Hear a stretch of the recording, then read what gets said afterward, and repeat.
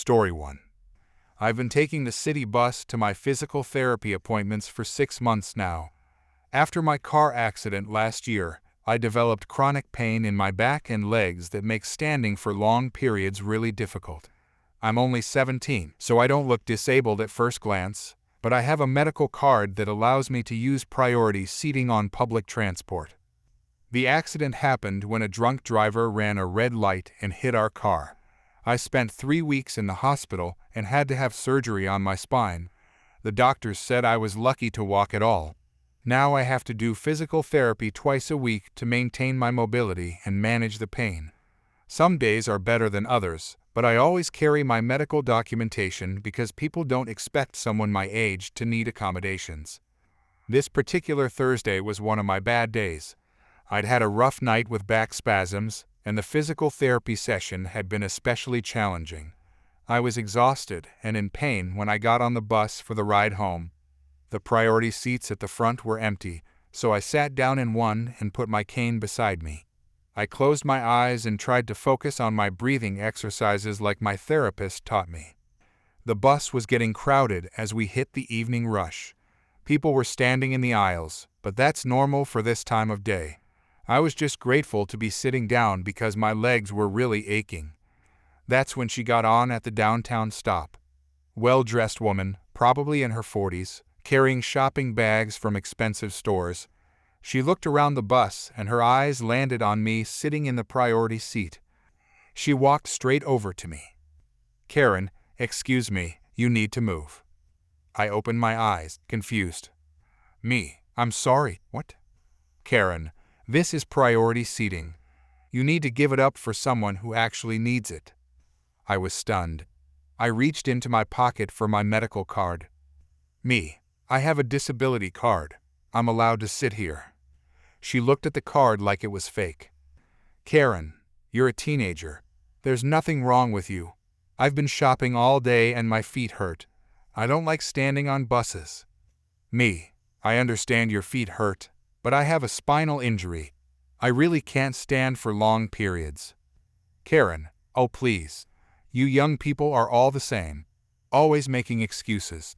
When I was your age, we gave up seats for our elders automatically."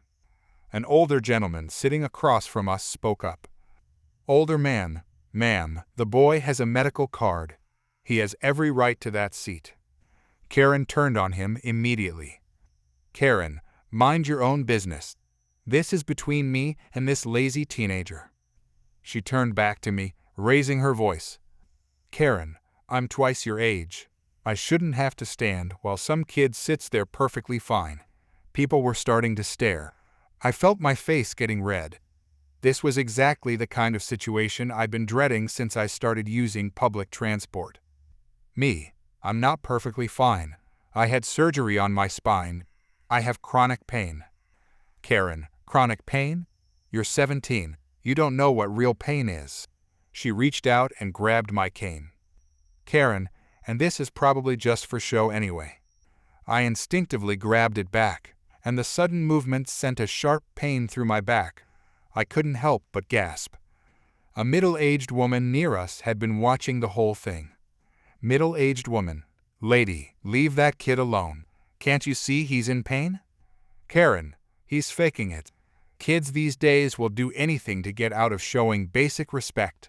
The bus driver had been watching through his mirror and pulled over to the curb. He turned around in his seat. "Bus driver, ma'am, I'm going to need you to stop harassing other passengers." "Karen, I'm not harassing anyone. I'm just asking for basic courtesy." "Bus driver, the young man has proper documentation for priority seating. You need to find another seat, or I'll have to ask you to leave the bus." Karen looked around wildly, expecting support from other passengers. Instead, several people were shaking their heads at her. "Middle-aged woman, you should be ashamed of yourself, bullying a disabled kid."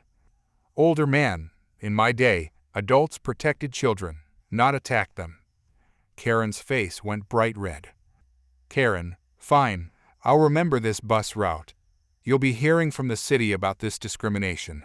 She stormed toward the back of the bus, muttering loudly about entitled teenagers and poor customer service. The bus driver caught my eye in the mirror. Bus driver, you okay, son? Me. Yeah, thank you. Older man, don't let people like that get to you. You have every right to be here. When Karen's stop came up, she made a big show of struggling to get off the bus with her shopping bags, sighing dramatically and glaring at me. Karen, I hope you feel good about yourself, making an adult woman suffer. After she got off, the middle-aged woman came over to sit next to me. Middle-aged woman, my daughter has lupus. She's about your age and uses a cane sometimes. People can be so ignorant about invisible disabilities. Me, it's okay. I'm getting used to it. Middle-aged woman, you shouldn't have to get used to it. That woman was completely out of line.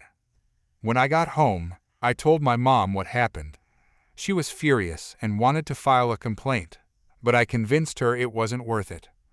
The funny thing is, I saw that same woman on the bus a week later. She got on, saw me in the priority seat, and quickly found a regular seat without saying a word. I guess she learned her lesson about picking fights with disabled teenagers on public transport. Sometimes the best revenge is just existing in the space you have every right to occupy. Story 2. I started working at the customer service call center about 6 months ago after finishing college. It was supposed to be temporary while I looked for something in my field, but the pay was decent and my coworkers were mostly great. Mostly. The job requires coverage around the clock, so we work in shifts. When I was hired, I made it clear that I was flexible with my schedule and willing to work weekends and holidays if needed. I'm single, no kids, and honestly needed the overtime pay to help with my student loans. That's when I met Karen. She'd been at the company for about 2 years and had a 4-year-old daughter. Within my first week, she approached me during break. Karen, hey, you're the new guy, right? I heard you're flexible with scheduling. Me, yeah, I try to be helpful when I can. Karen, great. I might need you to cover some of my shifts. Being a mother is really hard, you know? Sometimes I need to be there for my daughter. Me, sure, I can probably help out occasionally if you give me enough notice. At first, it seemed reasonable. She asked me to cover a shift here and there for things like parent-teacher conferences or when her daughter was sick. I didn't mind helping out. I figured we all need backup sometimes. But then it started escalating. By my second month, she was asking me to cover at least 1 shift per week. Karen, I need you to take my Saturday shift this week. Me, what's going on? Is your daughter okay? Karen, she has a playdate, and I promised I'd take her. As a mother, I can't break promises to my child. Me, a playdate? I already have plans on Saturday. Karen, well, you can reschedule. I can't. I'm a mother. I ended up covering that shift because I felt guilty, but it bothered me. A playdate wasn't exactly an emergency. Things got worse from there. She started treating my time like it belonged to her. Karen, I need you to work my Sunday shift next week. Me, why? What's the situation? Karen, I want to take my daughter to the zoo. The weather's supposed to be nice. Me, that sounds fun. But I can't cover every time you want to do something with your daughter. I have a life too. Karen, excuse me? I'm a single mother trying to spend quality time with my child. That's more important than whatever you're doing. Me, I understand being a parent is important, but I already covered 3 shifts for you this month. Karen, so? You don't have kids. What else are you doing that's so important? I started saying no more often, which made her furious. She began approaching other coworkers with the same routine. Karen, can you cover my Thursday shift? I'm a mother and I need to be there for my daughter. Coworker, what's wrong? Is she sick? Karen, no, but I want to volunteer at her school. As a mother, that's my priority. Most of my coworkers started declining her request too. That's when she escalated to management. Our supervisor called me into her office one day. Supervisor, I got a complaint about you from Karen. She says you're refusing to be a team player and help cover shifts. Me, I've covered more shifts for her than anyone else here. but I can't be available every time she wants to do something with her daughter. Supervisor, what kind of things is she asking you to cover for? Me, zoo trips, playdates, school volunteering, shopping trips. Last week she wanted me to cover so she could get a pedicure because she needed self-care as a mother. The supervisor looked surprised. Supervisor, I thought these were emergencies or sick days. Me, no, they're almost never emergencies. She just says that being a mother means her personal time is more important than anyone else's.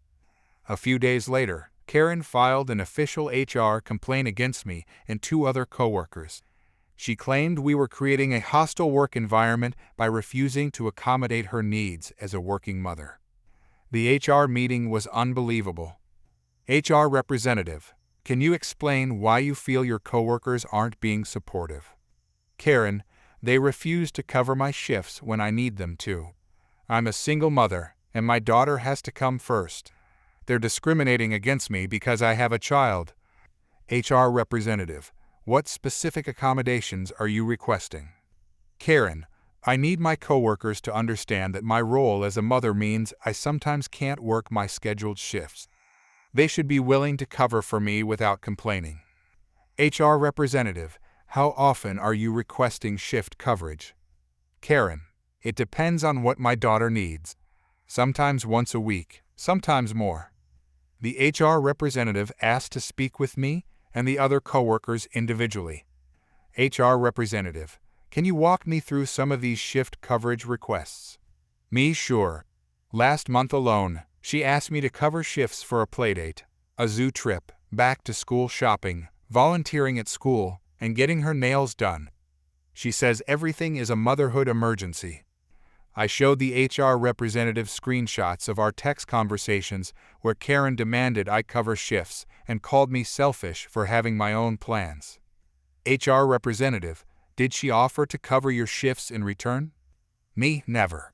She says that since I don't have kids, I don't have real responsibilities. The investigation took about a week. During that time, Karen kept making passive-aggressive comments. Karen, some people just don't understand what it means to support working mothers. Finally, HR called us all back in. HR representative, after reviewing the situation, we found no evidence of discrimination or hostile work environment. However, we did find that excessive shift swapping requests were disrupting workflow and team morale. They implemented a new policy limiting shift swaps to genuine emergencies with manager approval. Karen was also written up for filing a false discrimination complaint. Karen was furious and kept muttering about how unfair it was that mothers don't get special treatment. She quit 2 weeks later, claiming the company was anti-family. The rest of us finally got to work our actual schedules without guilt trips about not being supportive enough of working mothers. Turns out, being a parent doesn't give you unlimited rights to everyone else's time. Story 3. I moved into my apartment complex 6 months ago after getting a new job downtown. The building is nothing fancy, just a basic 3-story brick complex with about 30 units. What sold me on the place was the rent price and the fact that it came with assigned parking spots. After years of circling blocks looking for street parking, having a guaranteed spot seemed like a luxury. My assigned spot was number 15, clearly marked with white paint and a metal sign. It was located right next to the building entrance, which made carrying groceries much easier. The lease paperwork specifically listed parking space 15 as included with my unit, and I had a little placard for my dashboard to prove it.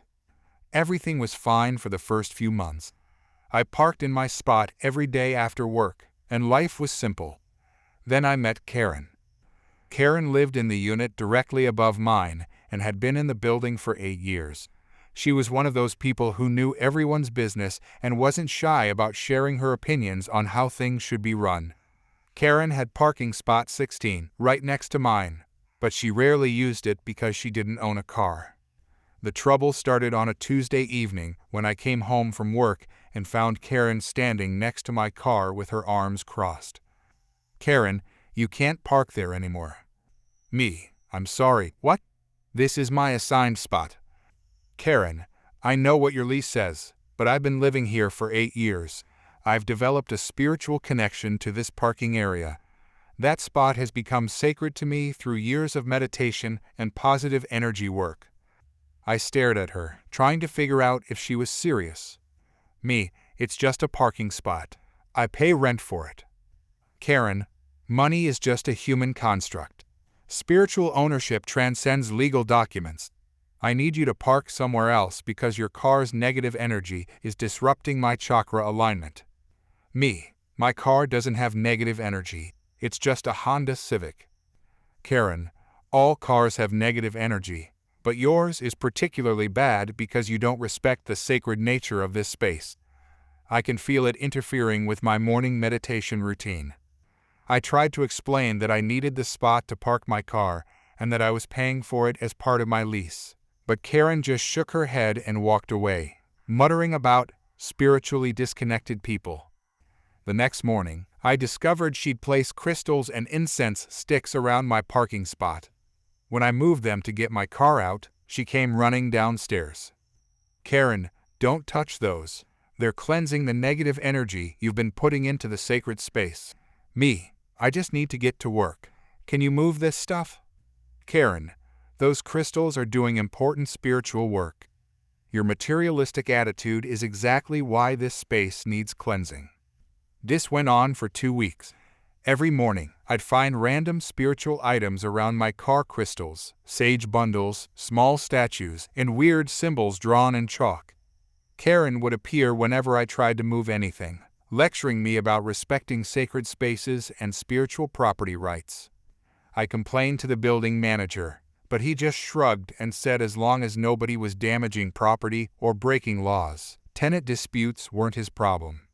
Things escalated the following Monday when I came home to find my parking spot completely empty, except for a large circle of crystals and burning incense.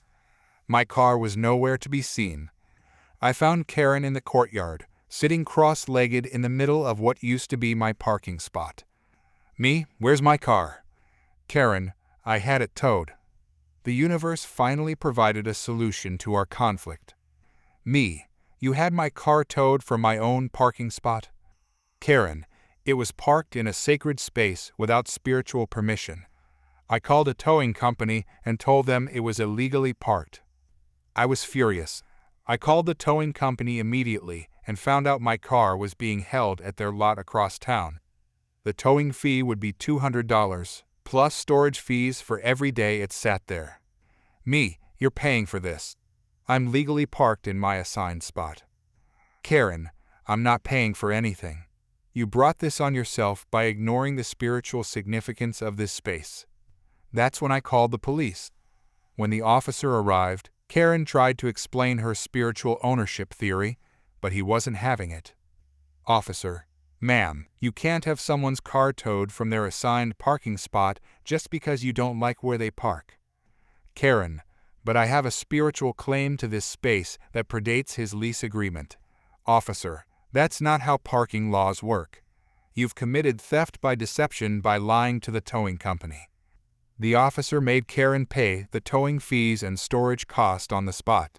She also received a citation for filing a false report with the towing company. While we waited for my car to be returned, she sat in her crystal circle complaining about how the legal system didn't recognize spiritual property rights.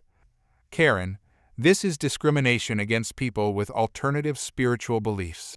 Officer, no ma'am, this is someone trying to steal a parking spot.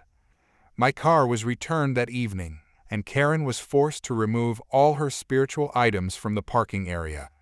The building manager finally got involved after the police incident and sent a memo to all residents about respecting assigned parking spaces and not placing personal items in common areas. Karen tried to continue her spiritual parking protests for a few more days, but without the drama of towing cars, nobody paid attention to her anymore. She eventually gave up and started focusing her spiritual energy on complaining about the laundry room instead. I still park in spot 15 every day, and my Honda Civic's negative energy hasn't disrupted anyone's chakras since then. Sometimes I see Karen glaring at my car from her window, probably planning her next spiritual intervention. but she hasn't tried to tow it again. Story 4. I've been driving a taxi in downtown Chicago for 12 years. Started right after I moved here from Somalia, working nights to pay for my engineering degree during the day. Now I drive full-time while I wait for my professional certifications to transfer over. It's honest work, and most passengers are decent people just trying to get where they need to go. Last Tuesday night changed my perspective on how entitled some people can be. I was finishing up my shift around 11 p.m. when I got a pickup request from a fancy hotel downtown. The passenger wanted to go to an address about 20 minutes away in an upscale neighborhood. I pulled up to the hotel and saw this woman in her 40s standing by the curb. She was wearing designer clothes and had this look on her face like she was doing me a favor by getting in my cab. She climbed into the back seat without saying hello. Me, good evening. Where are we heading tonight? Karen, just drive. I already put the address in the app. I checked my phone and saw the destination. The meter was running, showing the standard rate clearly on the display screen facing the back seat. Me, perfect. Should take about 20 minutes with current traffic. She didn't respond, just started talking loudly on her phone about some drama with her friends. I focused on driving safely while she complained about restaurant reservations and spa appointments. About halfway through the trip, she suddenly ended her call and leaned forward. Karen, how much is this ride going to cost? Me, the meter's right there, ma'am. It updates in real time. Right now we're at $18, probably going to end up around $28 or $30 total. Karen, $30? That's highway robbery. I'm not paying that much. Me, ma'am, this is the standard city rate. It's displayed clearly on the meter and in the app when you booked the ride. Karen, I don't care what your little machine says. I'm not paying more than $15. That's what this ride is worth. I could feel my stress level rising, but I tried to stay calm. Me, I understand money can be tight, but the fare is set by the city, not by me. I don't control the rates. Karen, don't give me that garbage. You drivers are all thieves trying to scam honest customers. I know how much gas costs, and I know this ride shouldn't cost $30. Me, ma'am, the fare includes more than just gas. There's vehicle maintenance, insurance, licensing fees, and this is how I make my living. Karen, I don't care about your sob story. You people come to this country and think you can just steal from Americans. Her comment hit me like a punch to the gut. I gripped the steering wheel tighter and took a deep breath. Me, ma'am, I'm going to ask you to be respectful. I'm providing a service, and the rates are clearly posted. Karen, respectful. You're the one stealing from me, you thief. We were about 5 minutes from her destination when she really lost it. Karen, stop this car right now. I'm not paying your ridiculous fare. Me, we're almost at your destination. Once we arrive, you can pay through the app or cash, whichever you prefer. Karen, I said stop this car. You're kidnapping me. Before I could react, she lunged forward and grabbed the steering wheel, trying to yank it to the right. Me, let go. You're going to get us killed. The car swerved toward the curb. I managed to keep control and immediately pulled over to the side of the road. Karen, let me out right now, you criminal. Me, ma'am, you just put both our lives in danger. I'm calling the police. Karen, go ahead and call them. I'll tell them you tried to overcharge me and then kidnapped me when I refused to pay. I grabbed my phone and dialed 911 while she continued screaming in the back seat. 911 operator, what's your emergency?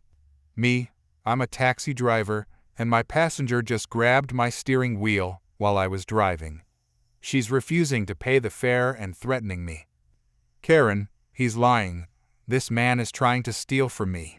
The operator could clearly hear her shouting in the background. 911 operator, sir, what's your exact location? I gave them the address and stayed on the line while Karen continued her rant about being scammed and kidnapped. She tried to get out of the car, but the child's safety locks were engaged. Karen, let me out of this car. This is false imprisonment. Me. The doors will unlock when the fare is paid or when the police arrive, whichever comes first. Within 8 minutes, a police cruiser pulled up behind us with lights flashing. 2 officers approached the vehicle. Officer 1, what's the situation here? I explained what happened while Karen immediately started shouting over me. Karen, officer, this man is trying to steal from me. He's charging me $30 for a ride that should cost $15. When I refused to pay his illegal fare, he locked me in here. Officer 2, ma'am, can you step out of the vehicle, please? She got out and continued her story about being victimized by a dishonest driver. Officer 1, sir, can you show us the meter and explain how the fare system works? I showed them the meter, the rate card posted in the window, and the app on my phone showing the same amount. Me. The fare is $29.40. This is the standard city rate that's regulated and posted clearly for passengers to see. Officer 2, ma'am, this appears to be the correct fare based on the distance and time shown here. Karen, that's impossible. I take taxis all the time, and they never cost this much. He must have rigged the meter. Officer 1, the meters are inspected and certified by the city. They can't be tampered with. Karen, well then the city rates are illegal. I'm not paying $30 for a simple car ride. Officer 2, ma'am, you agreed to the terms when you got in the taxi. The rates are clearly posted. Karen, I never agreed to anything. This is theft. The officer turned to me. Officer 1, did she interfere with your driving? Me? Yes, sir. She grabbed the steering wheel while I was driving and nearly caused an accident. Karen, I was trying to protect myself from being kidnapped. Officer 2, ma'am, interfering with a vehicle operator is a serious offense. You could have caused a major accident. After 20 more minutes of Karen arguing and the officers explaining the law to her, they finally issued her a citation for interfering with a vehicle operator and told her she had to pay the fare. Karen, this is discrimination. I'm suing everyone involved. She eventually paid the $29.40 through the app, still muttering about corruption and theft. Officer 1, do you want to press charges for the steering wheel incident? Me? The citation is enough. I just want to go home. As I drove away, I could see Karen still arguing with the police officers in my rearview mirror. Sometimes the system actually works to protect working people from entitled customers who think the rules don't apply to them. Story 5. I work as a pharmaceutical sales representative, which means I'm constantly flying between cities to meet with doctors and hospitals. After 3 years of this job, I thought I'd seen every possible airport drama. I was wrong. This happened last month at Dallas-Fort Worth International Airport. I was heading to a conference in Denver, running slightly behind schedule because my previous meeting had gone longer than expected. I'd packed quickly that morning, throwing everything into my carry-on bag since it was just a 2-day trip. The security line was moving at a decent pace until I got stuck behind this woman who clearly didn't fly very often.